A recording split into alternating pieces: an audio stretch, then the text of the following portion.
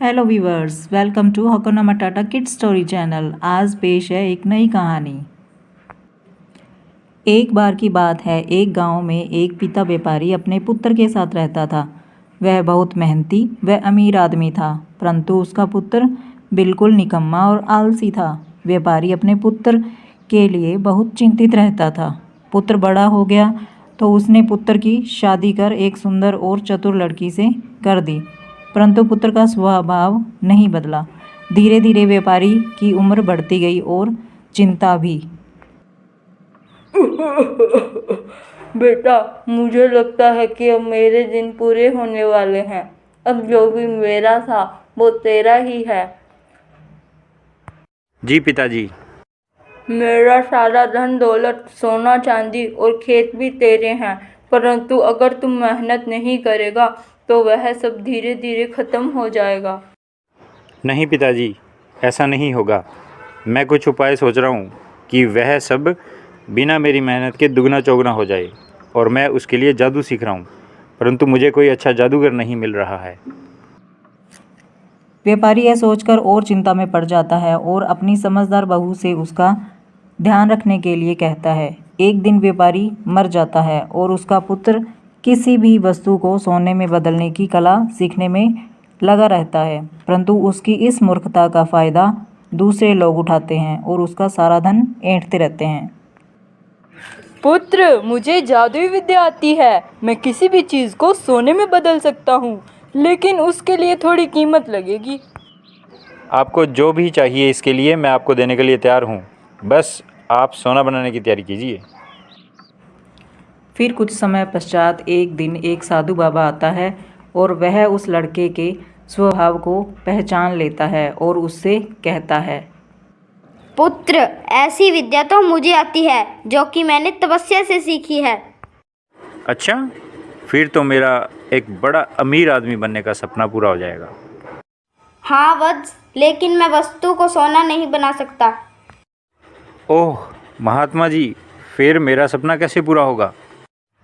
पुत्र, मैंने कहा कि मैं वस्तु को सोना नहीं बना सकता, पर ओस की बूंदों को सोना बना सकता हूँ। जी बाबा जी, आपकी अति कृपा होगी। मैं कुछ मंत्रों की सहायता से यह कर सकता हूँ।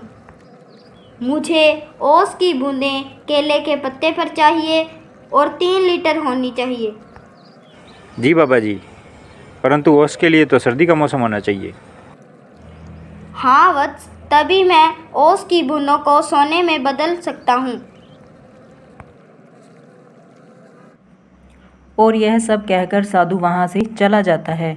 अब लड़का सोचता है कि सर्दी का मौसम तो अभी 3 महीने बाद आएगा और 3 लीटर ओस के बूंदे इकट्ठी करने के लिए तो मुझे बहुत सारे केले के पौधे लगाने पड़ेंगे। तो वह लड़का अपनी पत्नी से कहता है, भाग्यवान, मुझे अभी से केले के पेड़ लगाने होंगे ताकि मेरा अमीर व्यापारी बनने का सपना जल्दी पूरा हो सके। मुझे अभी से काम पर लगना होगा। जी आप सही कह रहे हैं। नदी के पास वाला खेत खाली पड़ा है और पानी के पास ओस भी बहुत पड़ती है। क्या हम वहाँ केले का पेड़ लगा दें? अरे वाह, तुमने तो बहुत अच्छा विचार दिया है। और उसके बाद वे दोनों केले के पौधे लगाते हैं। सर्दी में ओस की बूंदें इकट्ठी करने के बाद वे साधु के पास जाते हैं। बाबा जी, आपके कहे अनुसार हम ओस ले आए हैं और केले के पत्ते भी। बहुत अच्छा बेटा, इसे यहाँ रख दो।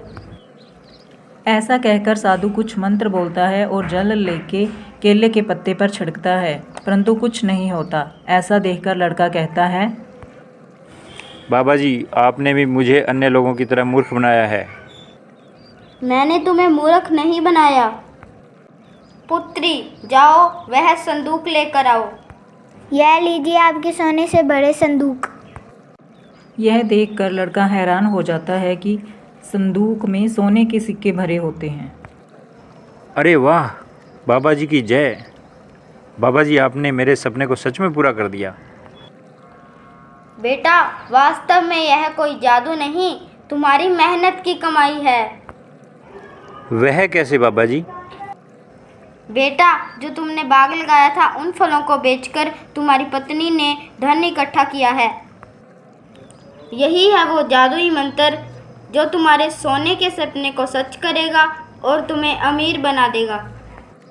धन्यवाद बाबा जी, आपने मेरी आंखें खोल दी। अब से मैं किसी पर भी विश्वास नहीं करूँगा सोना बनाने के लिए। लोगों ने मुझे बहुत लूटा है और अब मुझे मेहनत करने का भी पाठ समझ में आ गया है। देखा दोस्तों, तो दुनिया में ऐसा कोई जादू नहीं होता जो हमें अमीर बना सके। हम अपनी मेहनत से ही अमीर बन सकते हैं, क्योंकि कहा जाता है कि मेहनत का फल मीठा होता है।